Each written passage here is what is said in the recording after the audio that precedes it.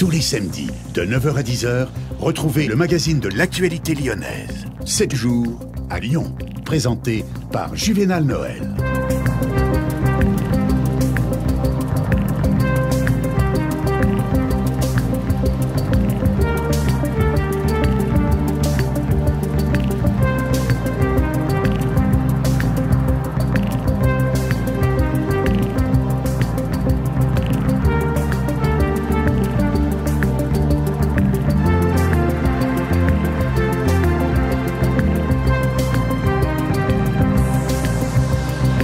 Bonjour donc à Lyon, une affaire d'escroquerie au placement financier qui secoue la capitale sur les diamants. Ce possible scandale pourrait représenter un préjudice de près de 3 millions d'euros.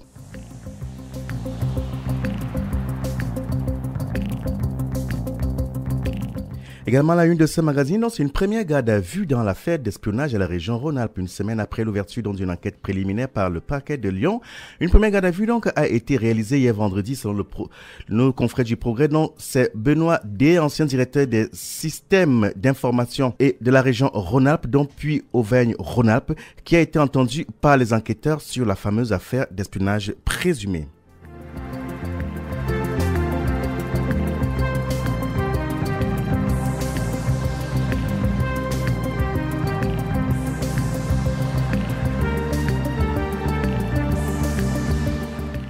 Et puis dans ce magazine, nous recevrons notre confrère Patrice Berger qui nous parlera du salon Prime Vert édition 2017 qui a débuté hier et qui se poursuit aujourd'hui et prendra fin demain. 7 jours à Lyon. L'info, c'est sur Radio Pluriel.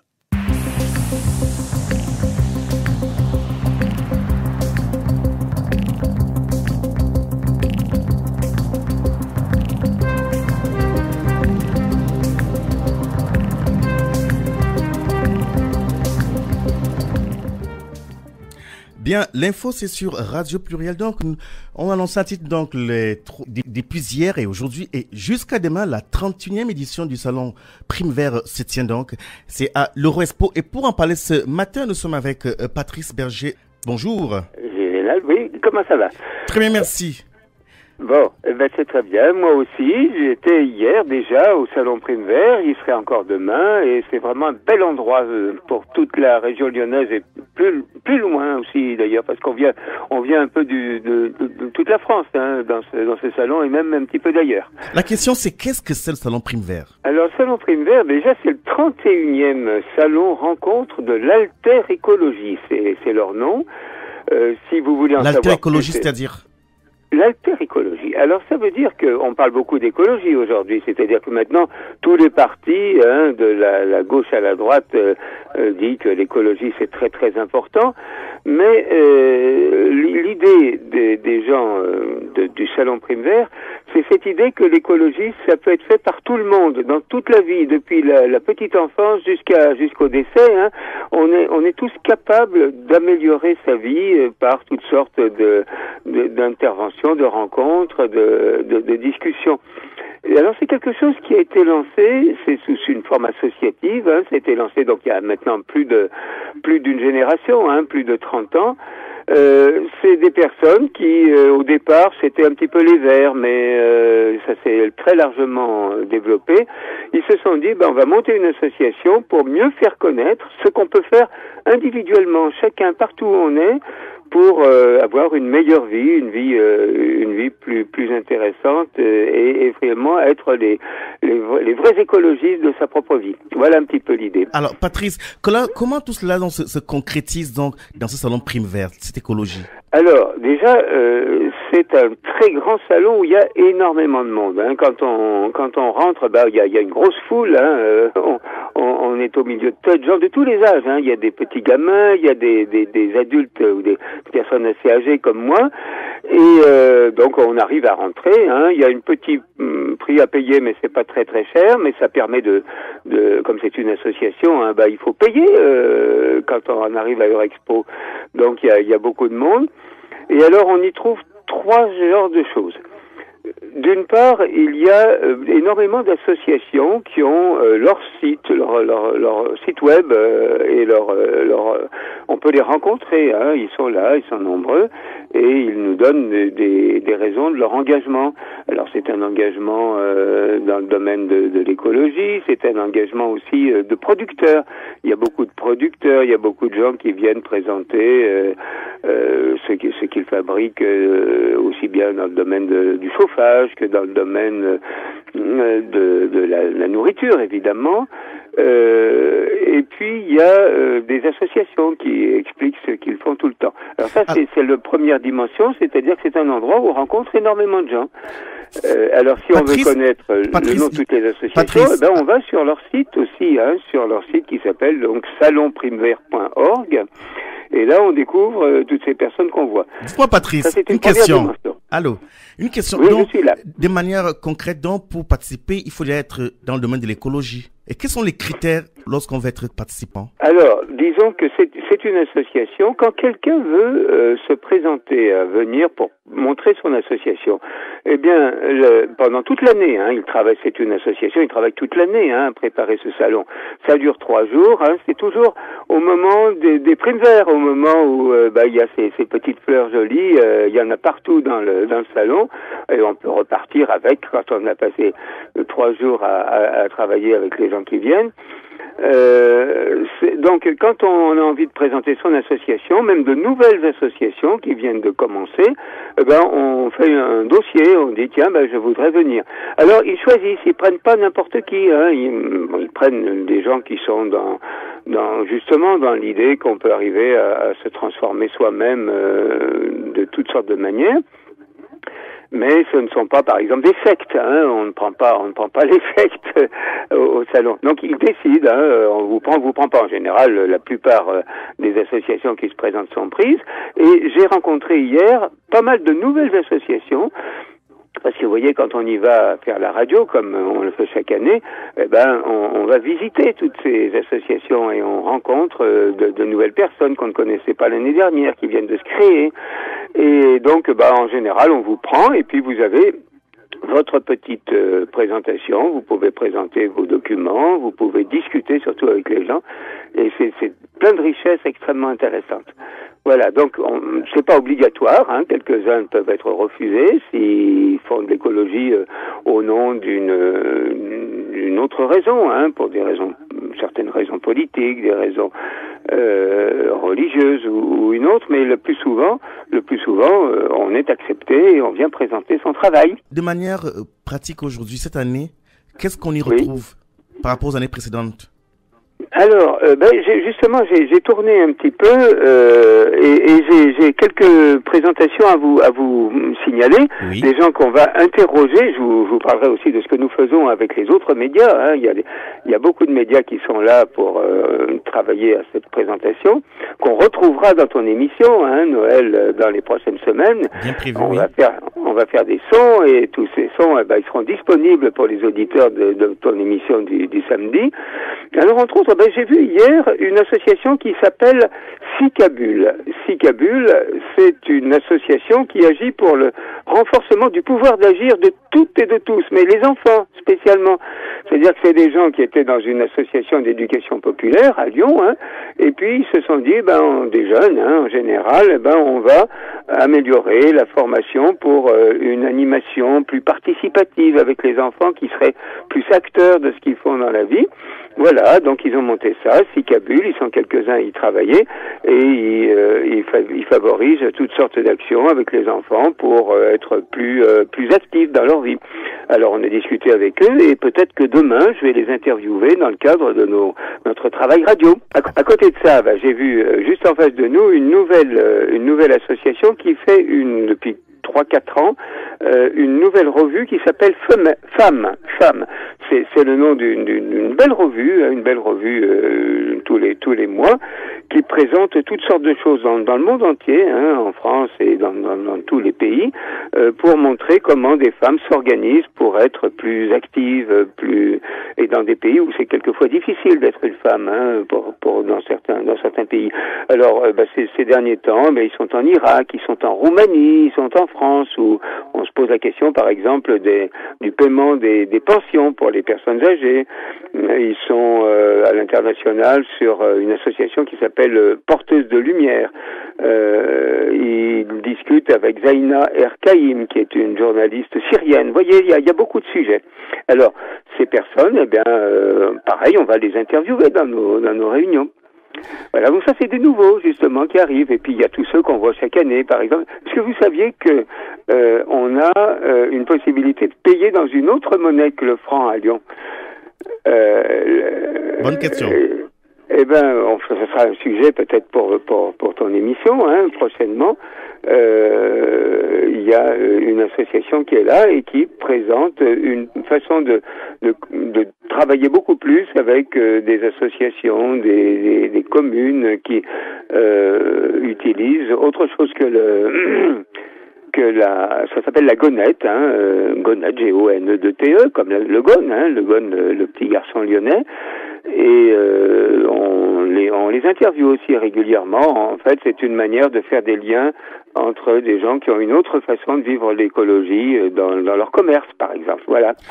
Voilà. Merci beaucoup, Patrice. On aura donc le plaisir de vous recevoir samedi prochain pour faire un bilan de cet événement. Voilà, je viendrai présenter les quelques émissions que nous avons faites dans un prochain samedi et ça sera très très intéressant. Oui, oui.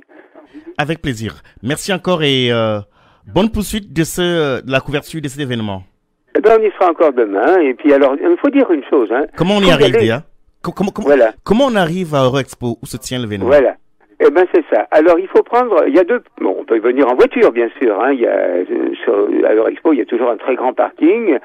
Mais si on veut venir, justement, en vélo, en autobus ou en métro, en tram, il y a une solution qui va très bien.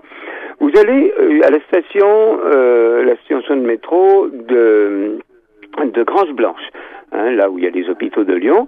Donc on y arrive par la ligne D ou par la ligne le T2, hein, si l'on préfère, ou la ligne D du métro. On descend là et là, tous les jours où il y a une belle exposition à Eurexpo, il y a un bus spécial qui s'appelle le T5. On monte dans le T5 et il nous amène juste devant. Alors après, il faut marcher un petit peu pour retrouver le lieu de l'exposition, parce que vous savez, c'est très très grand Eurexpo, hein. Il y a beaucoup de présentations de différents salons en même temps. Alors on marche, hein, avec toutes sortes de gens qui vont aussi au salon primaire. C'est une occasion de discuter qu'est-ce que vous allez faire aujourd'hui, qu'est-ce que vous allez découvrir. Et puis quand on arrive là, on fait son entrée, c'est pas très cher, et on retrouve un petit peu tout le monde. Il y a une autre solution, c'est on peut aller aussi prendre la ligne qui s'appelle la ligne 100, 2 fois 50. On prend le métro ligne A ou alors le tram T3 et on arrive tout à fait à la fin à Vaux-en-Velin.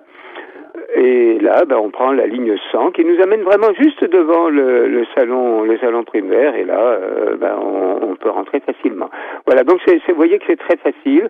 Tous ces bus sont là nombreux, hein, et beaucoup de gens reviennent par ce moyen-là. Merci beaucoup Patrice Berger pour toutes ces informations.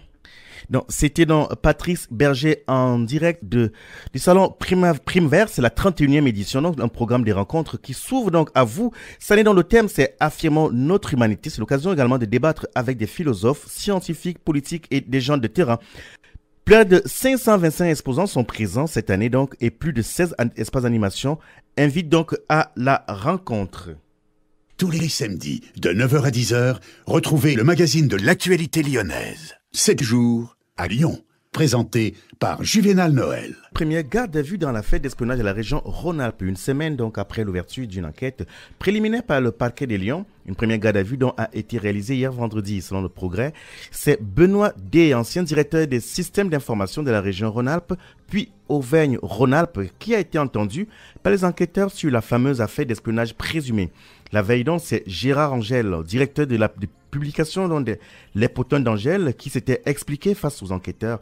Il avait porté plainte par le biais de son avocat, Maître André Soulier, pour atteinte au secret de la correspondance. Pour rappel, dans le courriel révélé Dans notre rédaction, dans la rédaction donc, dans laquelle il était demandé en novembre 2015 d'avoir accès à toutes les boîtes mail de la région, une requête supplémentaire donc consistait en la recherche spécifique du mot-clé d'Angèle, idéal pour traquer les échanges potentiels de courriels entre le journaliste et des sources à la région, des vice-présidents au syndicat. Notez donc que le domicile de Benoît D, aujourd'hui DSI de la région Occitanie, a été perquisitionné aux enquêteurs donc de déterminer s'il a agi donc en cavalier seul ou si cette requête d'espionnage a été réalisée plus haut dans la hiérarchie de la région, alors présidée par Jean-Jacques Iran. Mais tout le monde semble redécouvrir l'affaire, à commencer donc par Benoît D, qui a nié son implication auprès de nos confrères d'acteurs de l'économie, et Philippe de Mester, donc ancien directeur général des services de la région, aujourd'hui préfet de la Somme.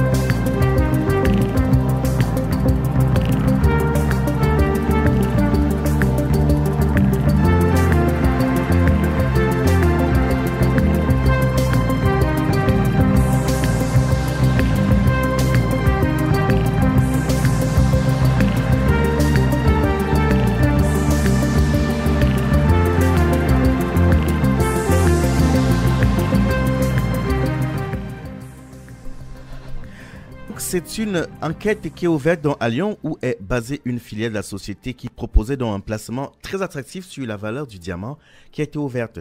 En tout, près de 200 clients venant de France métropolitaine, mais aussi de Guyane et de La Réunion de cette société auraient été floués. Selon Le Progrès, 2 hommes ont été placés sous contrôle judiciaire et mis en examen pour escroquerie en bande organisée et blanchiment aggravé fin janvier de l'année. Le 10 février dernier, la société donc immatriculée en Angleterre proposait un rendement de 8% par acquisition de diamants dès que les clients répondaient par mail. Une équipe d'environ 20 commerciaux basés à Israël s'occupait de finaliser le contrat. Ces derniers pouvaient donc revenir entre 2 500 à 40 000 euros aux intéressés seulement. Aucun des clients n'a aperçu l'ombre d'un diamant quand la société était encore en activité. Le total du préjudice s'élèverait à 3 millions d'euros.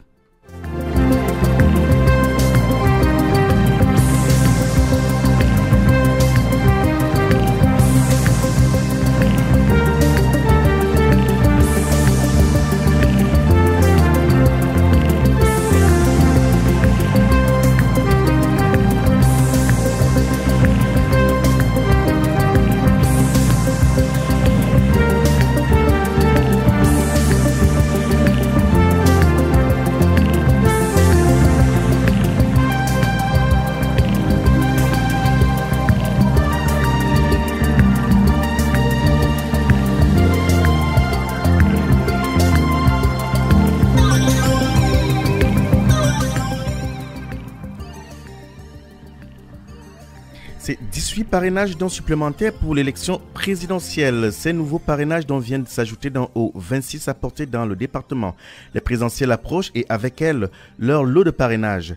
Dans le Rhône, 18 nouveaux parrainages ont été engagés. Le sénateur-maire Michel Forissier, le président d'intercommunalité Jean-Louis Imbert, le conseiller régional Paul Vidal, la conseillère métropolitaine Martine Maurice et la conseillère départementale Pascal Bey ont parrainé François Fillon. Le député de Paris pourra donc également compter sur les 2 parrainages des maires Ghislain de Longevial, Alain Martinet, Michel Rousseau et Jérôme Oroge. Au total, 9 élus se sont engagés pour le candidat Les Républicains. Le petit protégé de Gérard Collomb, Emmanuel Macron, compte lui 4 nouveaux parrainages. Le maire Pascal Outrebon, les conseillers métropolitains Loïc Chabrier et Brigitte Janot. Benoît Hamon, quant à lui, recense seulement un soutien supplémentaire avec la conseillère métropolitaine Laura Gandolfi. Le candidat du mouvement Debout la France, Nicolas Dupont-Aignan, a enregistré un parrainage supplémentaire avec celui du maire de Larajas, Fabrice Bouchu, Marine Le Pen, quant à elle, donc candidate du Front National, a quant à elle donc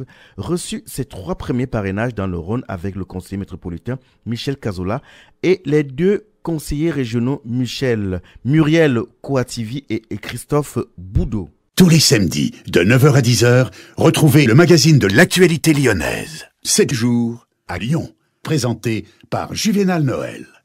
C'est un trafic des bêtes sauvages donc, qui a été saisi la semaine dernière. Donc, une vaste opération de lutte contre le trafic des bêtes et de plantes sauvages a permis de saisir des milliers d'animaux. Près de 900 suspects ont été identifiés pour trafic de bêtes sauvages, a annoncé jeudi dernier l'Organisation internationale de coopération policière. Cette vaste opération lancée par Interpol fin janvier a permis à l'organisation, basée à Lyon, de saisir de l'ivoire, des bois précieux ainsi que plusieurs milliers d'animaux. Parmi eux, 4770 oiseaux, 1240 reptiles, dont au moins 560 tortues d'eau et terrestres, 100 sauvages donc, mais aussi quelques 2,115 tonnes d'écailles de pangolin, 2,54 tonnes d'ivoire, 25 tonnes diverses, des ventes diverses dont, et la liste est loin d'être exhaustive. Selon un communiqué d'Interpol, le montant des saisies est estimé à quelques 5 millions de dollars en tout. Près de 43 pays ont participé à l'opération baptisée Thunderbird. Cette dernière, donc, qui s'est déroulée donc, sur 3 semaines, a déjà permis d'emprisonner 89 personnes pour des peines pouvant aller à quelques jours à 7 ans de prison.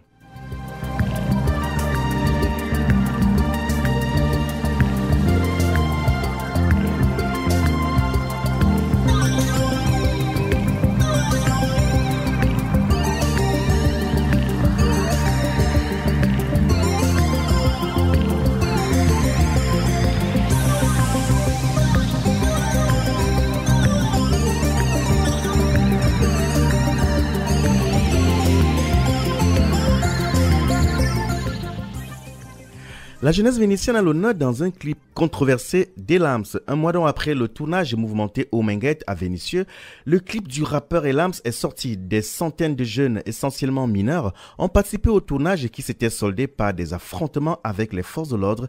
Le 1er février dernier, 9 personnes avaient été interpellées, notamment pour jet de pierre et dégradation. Le rappeur marseillais avait lui aussi été interrogé par la police qui lui reprochait d'avoir incité à la rébellion par le biais d'Internet. Fruit de ce tournage donc non autorisé, au pied des tours, le clip de Le son qui fout le Darwa met en scène dans la jeunesse vénitienne et une flopée de doigts d'honneur, quelques chiens d'attaque, une réplique d'Airsoft.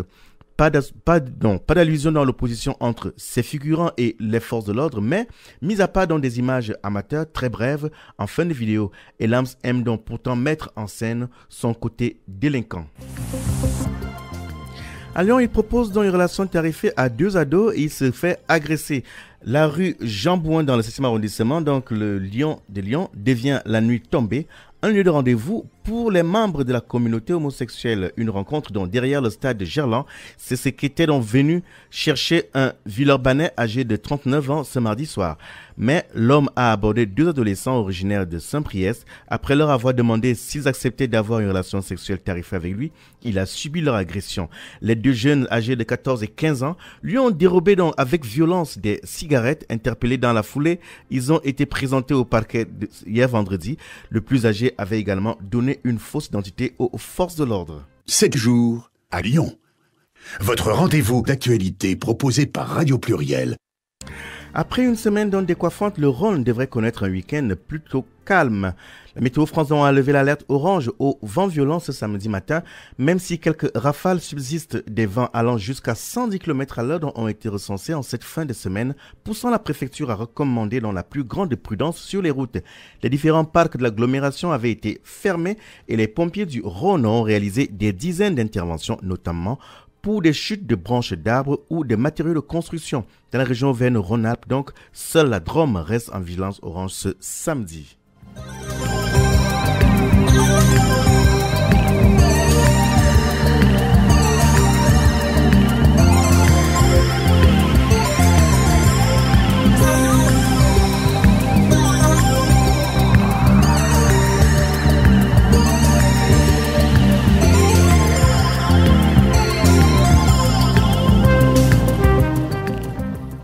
L'Azul s'attendant à une forte opposition à Plessis-Robinson ce samedi soir dans l'Azul. Volley se déplace en région parisienne. Face à Plessis-Robinson, les Lyonnais vont viser la victoire indispensable pour espérer grappiller encore des points au classement et donc s'assurer d'un tirage favorable lors des playoffs de Ligue B actuellement 7e.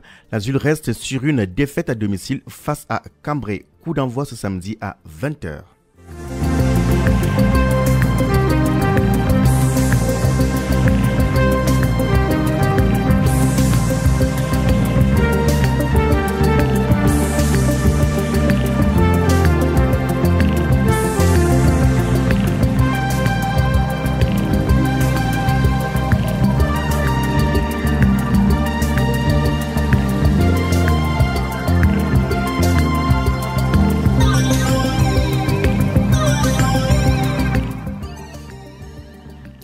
L'Olympique lyonnais s'accroche donc à Bordeaux sur un score vieille d'un but partout. Mauvaise opération donc pour les Lyonnais qui partagent les points avec Bordeaux. Après avoir été menés pendant plus d'une heure, peu rassurant à moins d'une semaine de recevoir dans l'AS Rome en Ligue Europa. Sous une pluie diluvienne, les Bordelais ont longtemps contrecarré les plans mis en place par l'Olympique lyonnais. Pour débuter dans la rencontre, Bruno Genesio fait le choix de revenir à un 4-3-3 en associant Maxime Gonalon et Lucas Touzard. Au milieu de terrain, en attaque donc, le coach lyonnais se prive de Mathieu Valbuena au profit de Nabil Fekir et de la recrue Memphis Dépris d'entrée de jeu dans les Girondins de Bordeaux.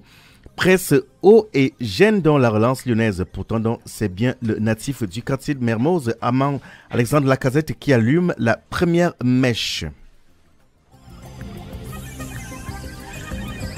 Notre magazine arrive à son terme. On vous remercie d'avoir été des nôtres. Rendez-vous pris donc samedi prochain pour une autre édition de 7 jours à Lyon. C'était 7 jours à Lyon. Bonne semaine avec Radio Pluriel.